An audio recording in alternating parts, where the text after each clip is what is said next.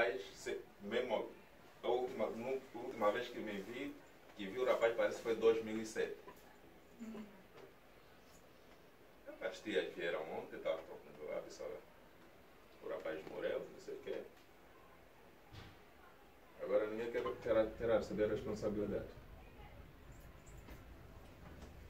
Esse é o problema que temos nesses 3 países. E não é por pouca coisa, mas somos uma das... Na estatística desse país, depois da Nigéria, somos nós, esses 3 países que somos a maioritária. Aqui? Aqui nesse país. Ah, eu não sabia disso. Só aqui em Londres... Estás a falar dos africanos, então? Sim, dos africanos. Ok. Só aqui em Londres, por exemplo, só na cidade de Londres, nós angolanos somos 14.600. Não, não pode, pá. É verdade. Eu recebo dados todo ano, peço dados. Então temos quantos herências? Nós angolanos somos já 14. Dos angolanos que estão aqui, eu sempre peço esses dados do governo em Midão. 14 mil angolanos. Aqui no UK? Sim, claro, né? Mesmo com os herências que bateram bunda como... Até eles deviam ser mais do que nós, pá. Eu duvido. Não, os herências são maioritários. Ah. Os herências, só que em Londres são aproximadamente 1.700.000 e tal. Nossa.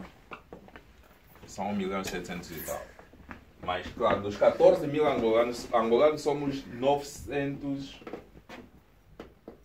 Somos 9 mil e tal fora de Londres. Que no total dá 25 mil e tal angolanos no UK. E é triste. A realidade é esta, é triste. Eu tive um encontro com o novo embaixador, dia 5 desse mês. Tive um encontro com ele e submeti às dificuldades dos angolanos. Muitas das vezes é causada pela embaixada.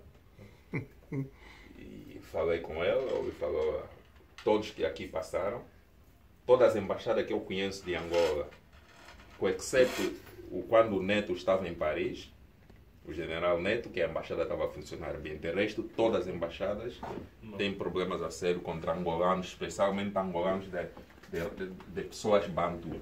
Mas a nossa embaixada não gosta dos angolanos, pá.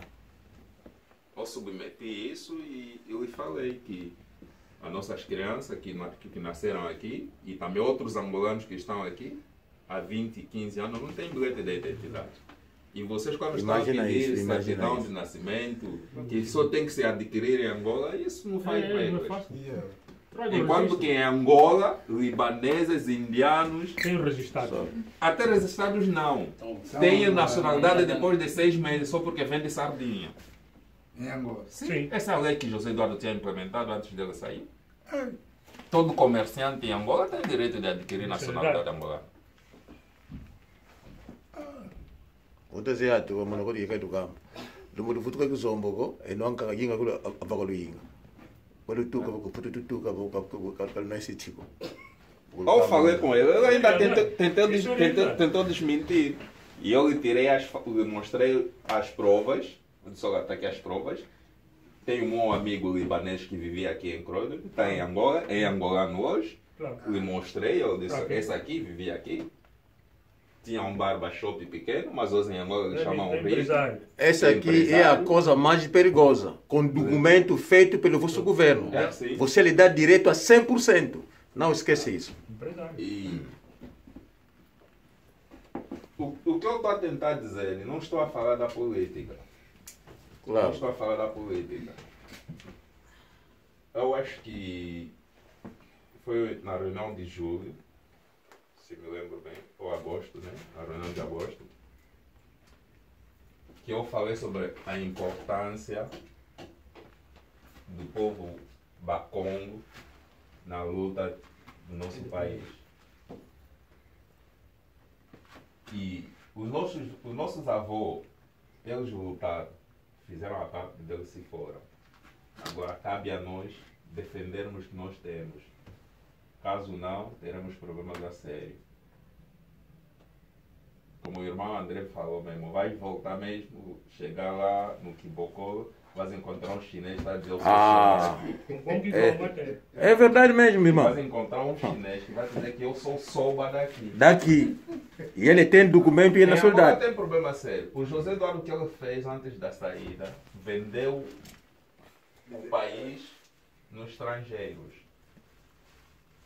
Tem um camerunês que foi preso 2 semanas passadas em Angola.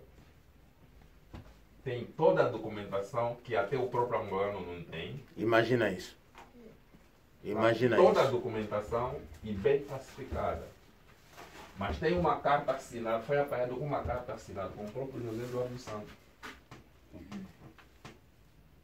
Regimão de Camerunês. do camerunês.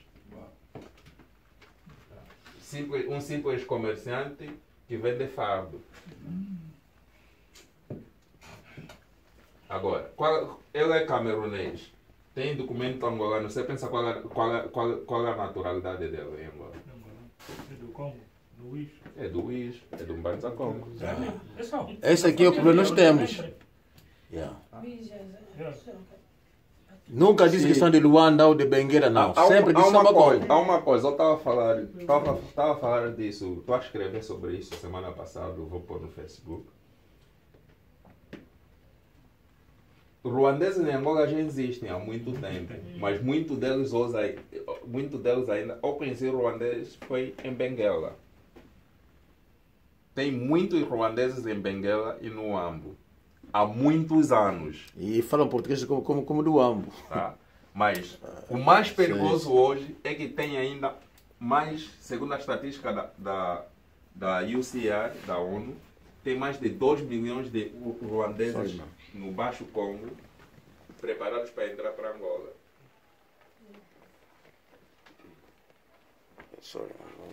Agora, em nossos bacolos, eu acho que se vocês conversam muito com os povos que estão em Angola, o que vocês vão dar conta é que, começando de Maquela de Zomba até que chegar em Negais, tem muitas aldeias que existiam que já não existem. Yeah.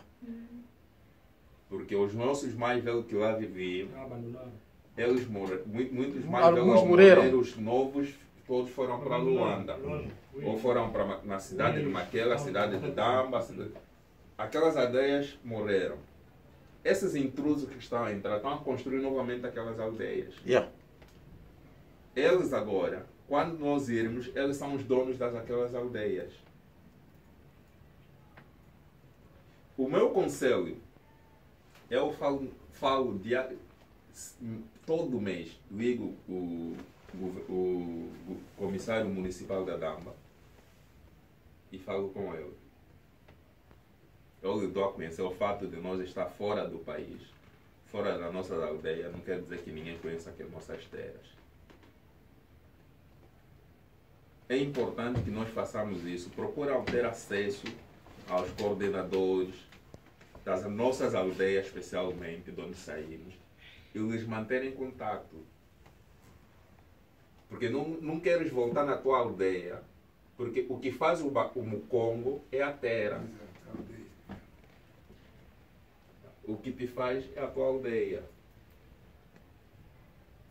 Até, meu irmão, desculpa, o que é que faz a nacionalidade de uma pessoa? Sim.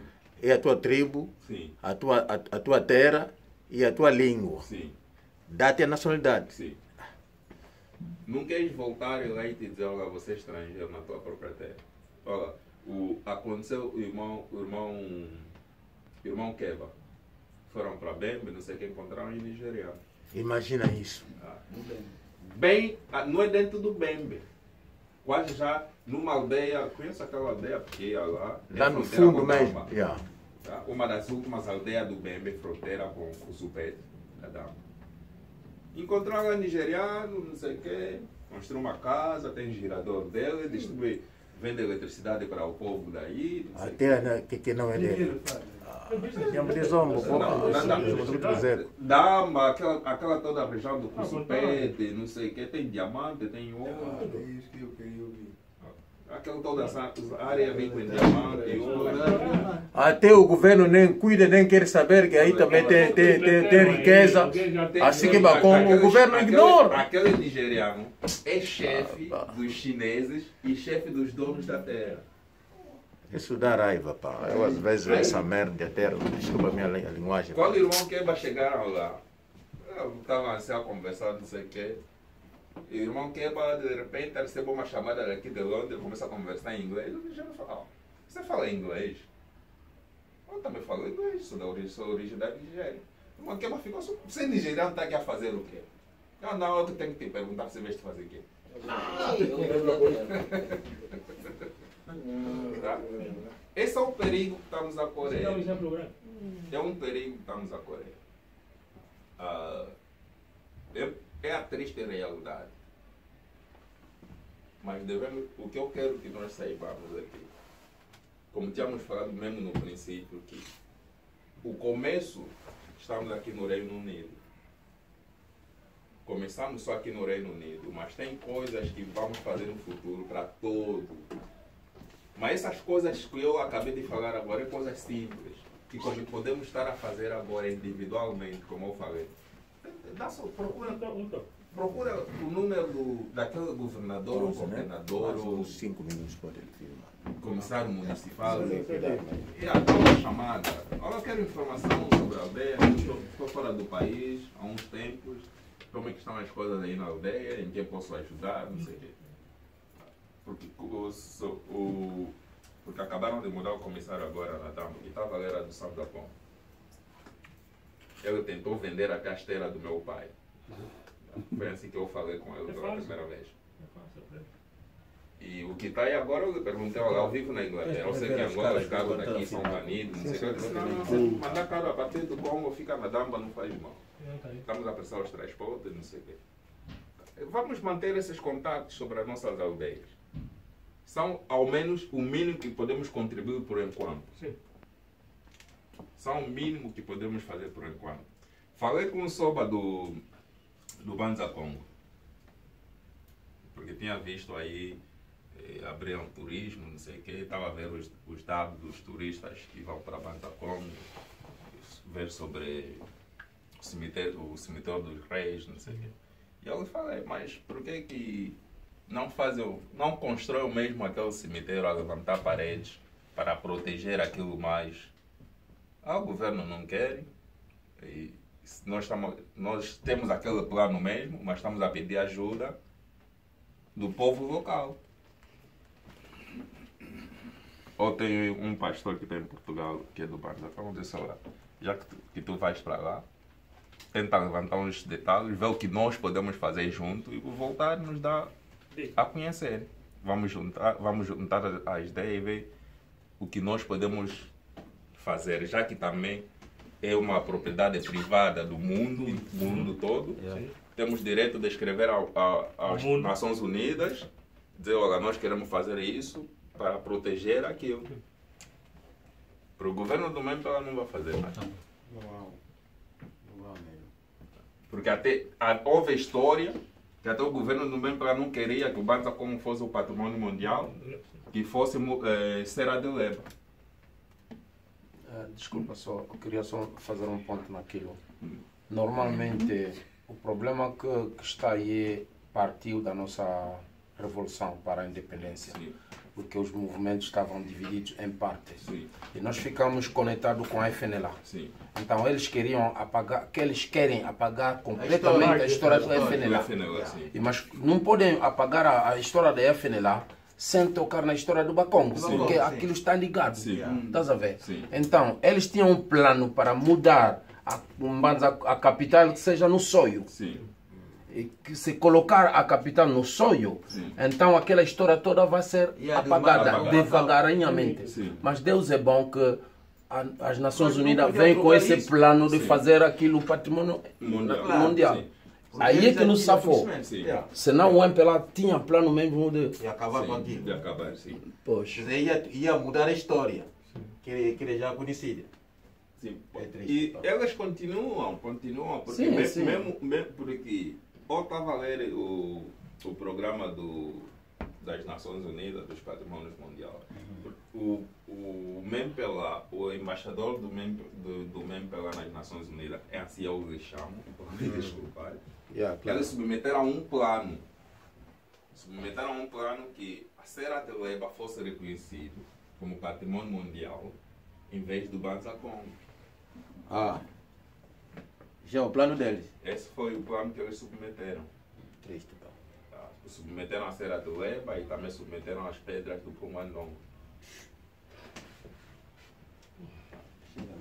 Porque lá nas pedras do Pumandongo tem a pisada da Zingambandi, está lá até hoje, a pedra Tá bom, que ele pisou.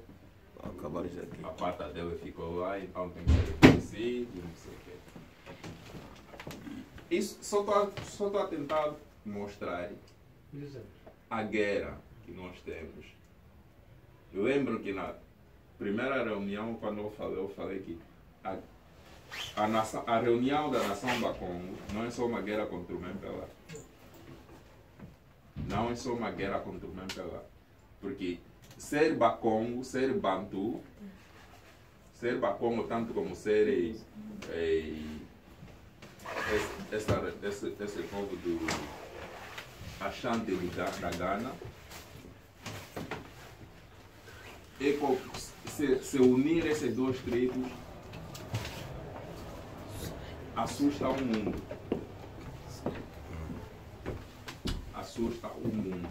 Não é somente lá. Yeah. Devido à tradução, a fazer o papel dos donos do mundo. Então, vamos nos unir, vamos tentar, vamos manter contato com as pessoas das aldeias, saber o que é que se passa, porque a nossa terra é nós. Eu já tenho um monstro também, vou aqui falar, mano, ele não sabe disso, mas eu tenho o Will já escrito, se eu morrer, tem que ser enterrado na Damba. Claro, é a tua ideia, pá. É mesmo na Damba. Porque essa é uma das coisas que o povo africano está sem saber de onde vamos, de onde saímos. Porque o povo africano